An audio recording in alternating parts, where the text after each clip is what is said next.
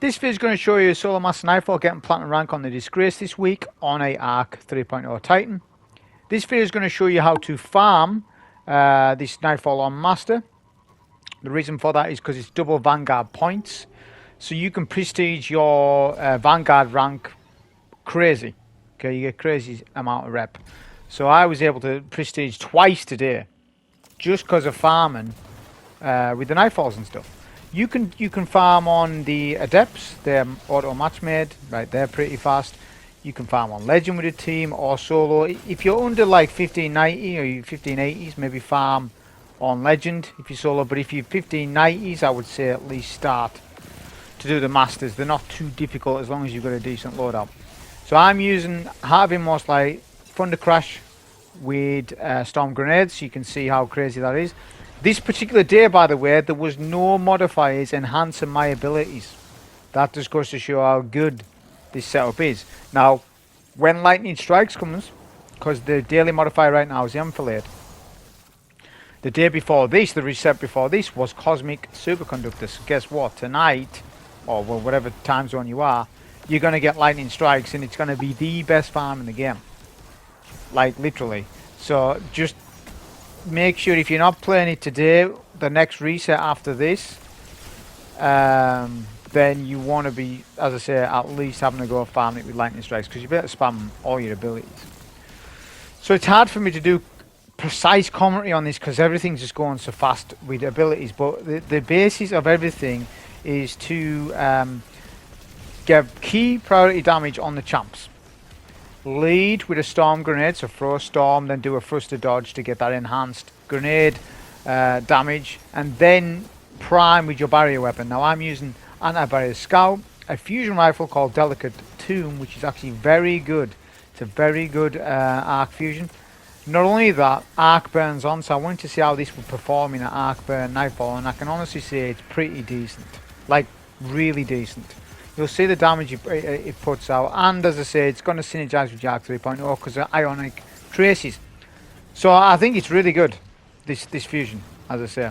And we're using a solar machine gun because Enfilade is on. Just all my machine gun really is to assist on champ damage, bit of ag clear, and solar shield at the boss. The boss has a reoccurring solar elemental shield that needs to be broken, so it just made sense. I know I could have done a linear stuff like that, but Enfilade's on, so I just went with the machine gun. The build's going to do most of the damage anyway, as you're going to see. So what I'm trying to do here is trying to keep on top of the odds as much as possible so that I can T-crash one of the champs, because these champs are obviously a bit of a pain, so if you can T-crash one of them, that is helpful to you. As I said, the strat widely differs depending on your power level. If you're 1590s, you can more or less do what I'm doing to a fashion. Below that, you have to change your strat. And the thing is with Disgraced is you can play it as slow or as fast as you like. It's a pretty good overall strike, I think. Good for builds. If you want to bring like a particular build, it'll work because it's ad dense. So, and then you can play things from a distance. You can play things at your own pace. So we'll take a Shrieker from back here. I took one of the Shriekers as it spawned. Basically, with these Shriekers, you've got a couple of seconds before they hone onto you. They don't automatically start to fire at you. It's a couple of seconds, then they start. So you can spawn kill one, two if you're quick enough, without having to go back and use the scout and stuff. Now we're going to proceed with the two barrier champs. I'm just clearing out some of the acolytes just as they're going to wander over. It's a really good angle to take things from. When I start the storm, though, that's when I need to start to prioritize shields and stuff. And what I would suggest to you is the more aggressive that you play, the better it is. The reason for that is because there's a modifier this week called Attrition. So you don't get health regen like you generally would. So kind of like Togetherness, not as severe as Togetherness, but you have opportunity to get health regen from the ads. The ads will drop elemental wells. They look like elemental wells. Actually, people get confused on what they are. It's called Attrition. They're they'll probably give it. The elemental wells have been, sorry, attrition has been in the game a long time. I would say it's give them the idea to make elemental wells in the first place. But basically, when you pick up said well, you'll get increased ability regen. I think it's super, and you will get the health regen to proc. So swords, like if you're at power, go Lament. Honestly, Lament's going to be insane in this. Or a sword with Arbalest. Like having a sword on isn't the worst thing. GM difficulty obviously not, but right now this is exclusive to master difficulty and below the strategies that I'm showing you. When it gets to GM level, everything changes. But yeah, so it's just pretty straightforward. You can just run past everything really and just spam your storm grenade and stuff. It's actually not fair to the point where this Nightfall doesn't have one chance against this build. It's just that good. And as I said, the fusion rifle Delicate Tomb really complements it really well. I did want to just... It's obviously with Catalyst as well. If you're not sure what the Catalyst does, it auto reloads when you pick up a Ionic Trace. Right, so it I believe it partially reloads. So it's very good. Now, a good way of optimizing this little section here is don't touch the boss. You will aggro the boss. Don't touch the boss right away. You want to do a storm on where the champ spawns, then a super. That will then clear out your champ. You might not even need to do storm if you're high enough power. You'll just outright one shot. And then you want to back up a little bit, right? And then focus on the Frawl at push. Get a storm in if you can. I end up getting pretty weak here and not being able to break the barrier's, the barrier's shield. I will in a minute though. That's it. This is our opportunity.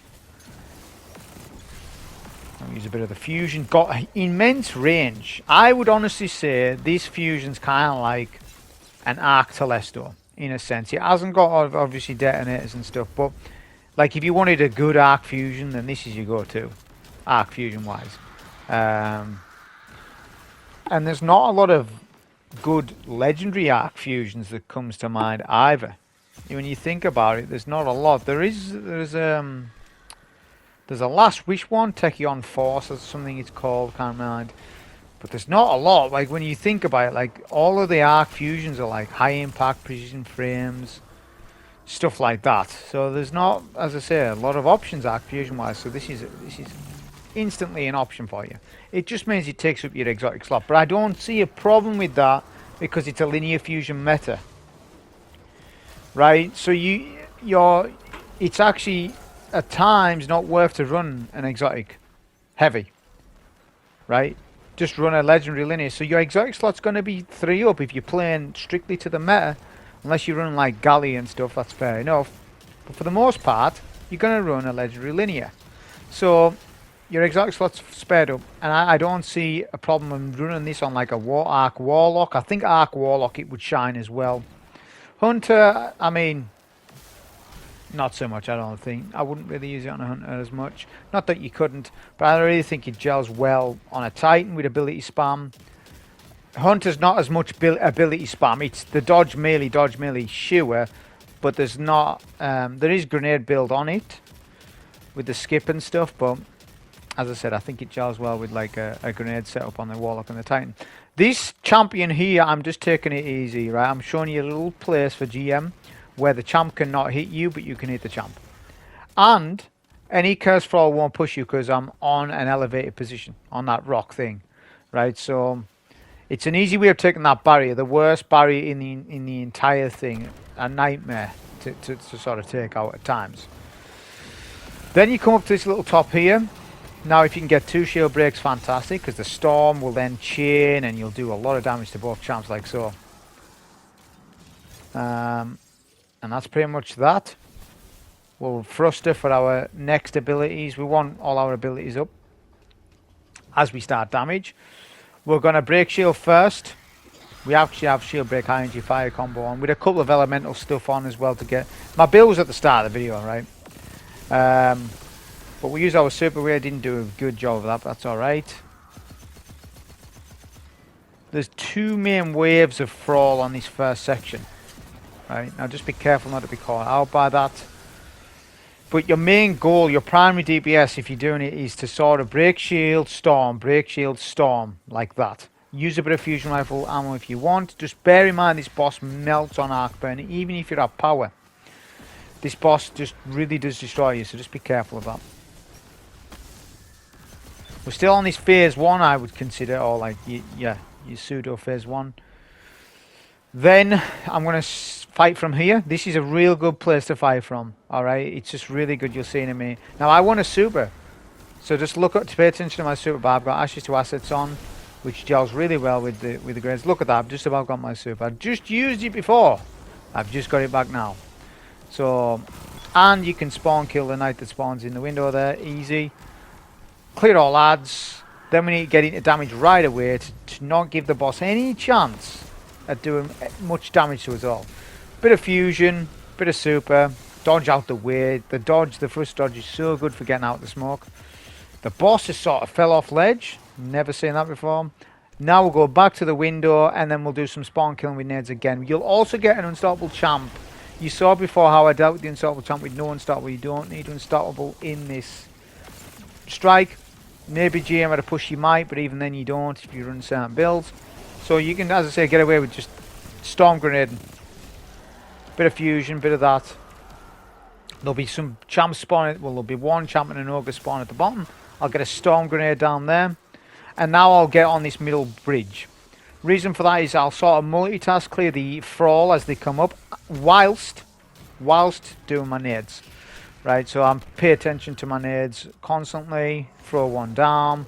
So yeah, we're dealing with two things at once. So that's what's so good about this. You can like storm grenade an area, then start focusing on something else. You can even leave champs sometimes.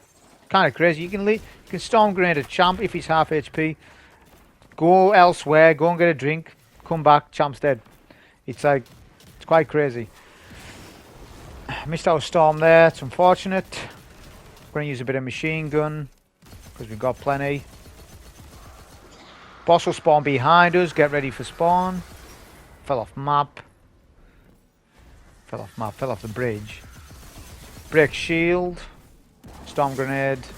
Bit of fusion when we're going to do super. Just be careful on this particular phase because this particular phase the boss may not go immune right away. If you're at power probably, that super, the storm and the heavy I used probably would have been enough, but not quite. Whilst all that's going on, by the way, there's a lot of spawns of thrall happening, which isn't too much of a problem because there's actually, you can stand in the window. There's a place up above me that I never used, I don't think. I hope I go there. If not, I'll show you on a different run. But there's a neat spot I've found where you can sort of hide. Here we go, I'm going there now. So this spot right here is great because the thrall don't even jump up.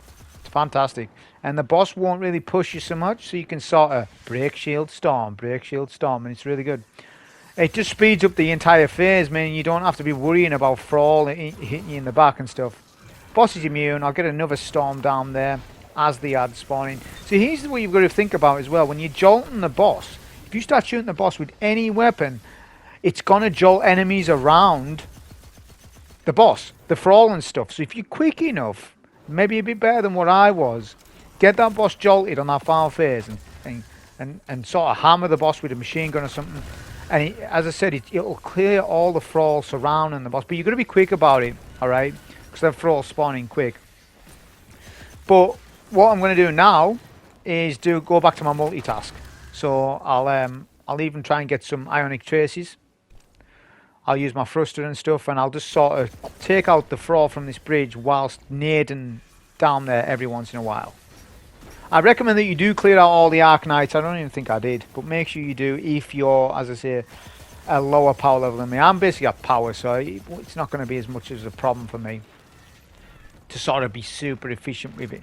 But this is a farm video, so I am going to go a little bit quicker than what I usually would play and stuff. We're going to fill up on a heavy as well. Pay attention, if you are playing it with enfilade on, you get plenty of machine gun ammo, so really do pay attention to your drops and stuff. You can really spam machine gun. You have to have a solar weapon on, like I said, because of solar well, you don't have to, but it really does help out with the shield break and stuff. I'm going to use the super here. I am playing dangerous, but I super slightly to the left of the boss so that the curse wouldn't explode on me. Finish off with a fusion. That was the Solar Master farm on it for Disgraced. I hope you enjoy. Thank you.